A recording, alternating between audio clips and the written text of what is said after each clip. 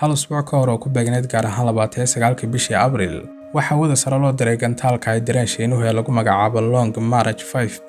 oo ah gantaal xajmigiisu aad u weyn yahay oo ay sameeyeen Shiinuhu laguna sheegay inuu yahay gantaalka saddexaad ee ugu weyn adduunka waxaana uu sidee u qaaday hawada sare qalab lagaga dhisay hawada sare xarun cusub oo Shiinuhu ka dhisay halkaas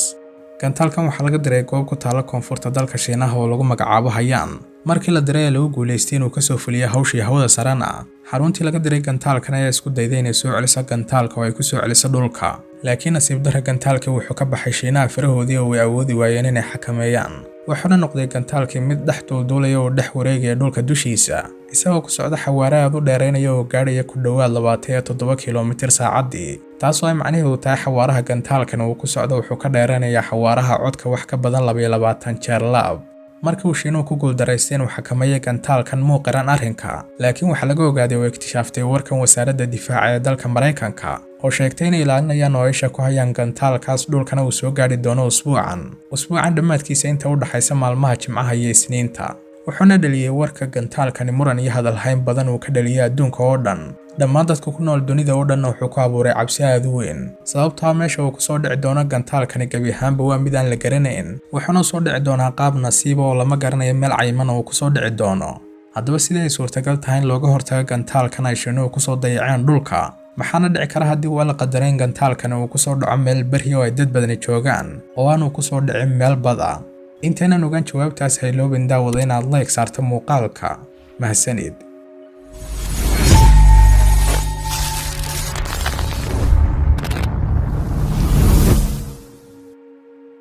kusoo dhawaada markale asxaabay kanaalkeena ogaal cusub gantaalkan lagu magacaabo Long March 5B wuxuu hadda joogaa u dul heehaabaya adduunka dushiisa muuqaalkan hadda idin muuqdaana waa live laga duubay goobta u dul heehaabaya gantaalku iyo xawaaraha uu ku socday oo ku dul wareegay dhulka ee aadka u sareeya gantaalkanna wuxuu kala gudbayaa qaarad ka qaarad isagoo ku socda xawaare aad u sareeya oo ku labalaamaysa xawaaraha codka tira aad u badan isagoo ku socda xawaare kor u dhaafaya 27,000 kiiloomitir saacadii xawaarihiisuna wuxuu la sii kordhayaa cufisyadka dhulka ee aadka u xooggan awgii gantaalkan wuxuu marayaa marxalada ka hor intaanu ku soo dhicin dhulka ugu horreyn wuxuu soo gelayaa dahaadhka sare ee jawiga marka uu soo galo dahaadhkaasna waxaa loo burburinayaa gantaalkaas qaybo yaryar waxayna ku kala baahayaan qaybahaas yaryar meelo badan waxaana sheegay khubaradu in marka ay sidaas soo dhaafaan qaybahaas yaryar hawada sare ay guban doonto qayb walba oo qayb walbana ay u saameyn doonto gaarkeeda meesha ay ku soo dhacdo ninka lagu magacaabo Jonathan McDowell oo ah aqoonyahan ku takhasusay fiisigiska iyo cilmiga falaka oo dhiga jaamacadda Harvard ayaa wuxuu sheegay in gantaalkan soo dhicistiisu ay ku sababi doonto adduunka dhib aad u weyn haddii uu ku soo dhaco meel ay dad badan degan yihiin wuxuuna sheegay in marnaba la qiyaasi karin waqtigan la joogo meesha uu ku soo dhacayo gantaalkani waxaana suurtagal ah in ilbiriqsi walba uu bedelo jihadii uu ku socday kaliyana waxa la ogaan karaa goobta uu ku soo dhacayo 6 saacadood ka hor intaan uu soo gaadhin dhulka sadarteedna harumaysan qofna haddii uu ku sheego oo kugu yidhaahdo gantaalku wuxuu ku soo dhacayaa goobtaas ama goobtaas ilaa haddana sidaa sheegeen khubaradu waxay sheegeen in suurtagalka in gantaalkan uu ku soo dhaco badda inay ka badan tahay inuu ku soo dhaco bariga iyo meel ay dad badan joogaan gantaalkan lagu magacaabo Long March 5B maaha gantaalkii ugu horeeyay ee Shiinuhu u diray hawada sare sidoo kale maaha gantaalkii ugu horeeyay ee farahooda ka baxay Shiinaha waxaana hore u dhacday in sidan oo kale ay mar hore Shiinuhu u direen hawada sare gantaal kaasoo qaybo ka mid ah ay ku burbureen hawada sare oo qaybo ka midana ay ku dhaceen dalka lagu magacaabo magacan oo ah dal ku yaala galbeedka Afrika dhacdaas waana cidna waxba ku noqon laakiin ay gubteen qaar ka mid ah dhismayaashii ku yaalay halkaas haddaba maxay tahay sababta Shiinuhu u rabay in gantaalkan uu ugu soo celiyo dhulka oo ay uga takhalusi waayeen marka ay ku fashadeen hawsha ay ka rabeen si fudud adduunka waqtigan ay joogno wuxuu kala tartamayaa oo kala dheeraynta samaynta gantaalada sidoo kale waxaa loo tartamayaa oo loo kala dheeraynayaa samaynta xarumo iyo goobo laga samaynayo hawada sare Shiinuhu wuxuu diray gantaalkan si uu uga sameeyo hawada sare qaacida iyo xarun u eg xarafka T gantaalkan hadda baxsadayna waa mid ka mid ah 12 gantaal ee loo diray hawada sare ee lagu samaynayo xarumahaas hadafka iyo ujeedka uu Shiinuhu u dhisay xaruntan waxay tahay in lagu kaydiyo hubka laserka iyo sidoo kale hubka culculus ee uu kala gudbo qaaradaha si uu Shiinuhu hawada u yeesho inuu si fiican uga beegsado halkaas meesha uu doonayo si uu sameeyo xaruntaasna waxay ku qaadatay Shiinaha inuu sameeyo gantaalkan Long March 5B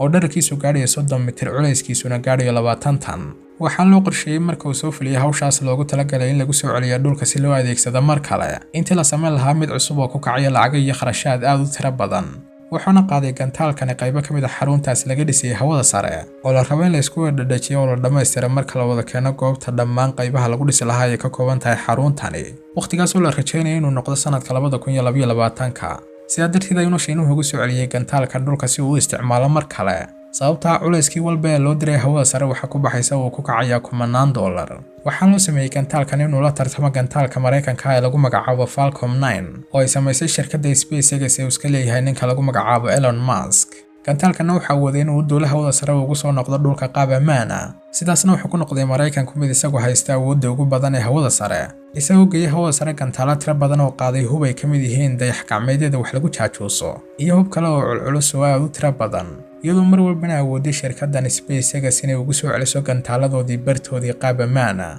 markana wuxuu dareemay Shiinuhu halis wuxuuna go'aansaday inuu ku biiro tartanka hubaynta hawada sare iyo inuu sameeyo gantaal u eg midka uu sameeyay Mareykanku. waxaana sameeyay gantaalkan Long March 5B oo ah mid qabanaya shaqadii uu qabanayay gantaalkaasi, dibna loo soo celin karo oo looga faa'iideysan karo mar kale. safarkii ugu horeeyay ee gantaaladan ay Shiinuhu hawada sare u direen wuxuu ahaa sanadkii soo dhaafnay oo ahaa sanadkii 2020. dabcanna way ku guuleysteen markaas inay soo celiyaan oo ay dhulka ku soo celiyaan qaybtii asaasiga ahaa ee gantaalkaas, laakiin qaybo ka mid ah jirkii gantaalkaas ayaa ka hadhay oo ku dhacay dalka aan ku soo sheegnay halka hore. laakiin maalintii Khamiista ayay ahayd markii uu ka baxay gantaalkani farihii Shiinaha marka ay damceen inay dib u soo celiyaan oo ay ku soo celiyaan dhulka. sidaas uuna ku noqday gantaalkan xajmigiisu uu gaadhay 20 tan mid dul heehaabaya dhulka, isagoo ku wareegay 90 daqiiqaba hal mar dhulka. ilaa hadda kumay dhaqaaqin dowladina inay qarxiso oo ay ka hortagtay gantaalkan, laakiin haddii meesha uu ku beegan yahay gantaalkan ay tahay Ruushka ama Mareykanka ama Shiinaha laftiisa, waxa la hubaa in dowladahaas ay ka hortagi doonaan oo weerari doonaan gantaalkan oo ay ku burburin doonaan hawada sare. sababta dowladani waxay leeyihiin difaac xooggan marka loo eego dowladaha yaryar iyo dowladaha ku dambeeya ee ku dibdhacsan dhanka hubka iyo difaaca. sidaa darteed haddii uu gantaalkan ku soo wajaamo Ilaahay kama dhigay dowladaheena yaryar waxay leenahay Ilaahay.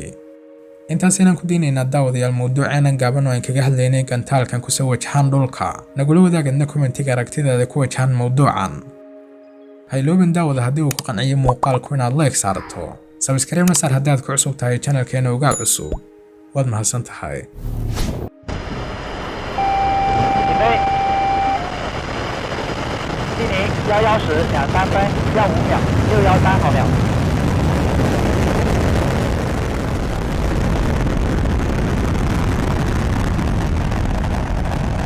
走吧。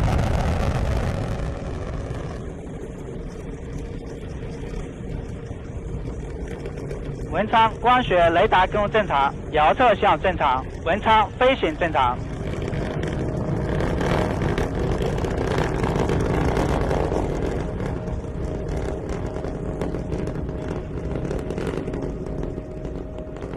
文昌雷达跟踪正常，遥测向正常，文昌飞行正常。阵地遥测向正常。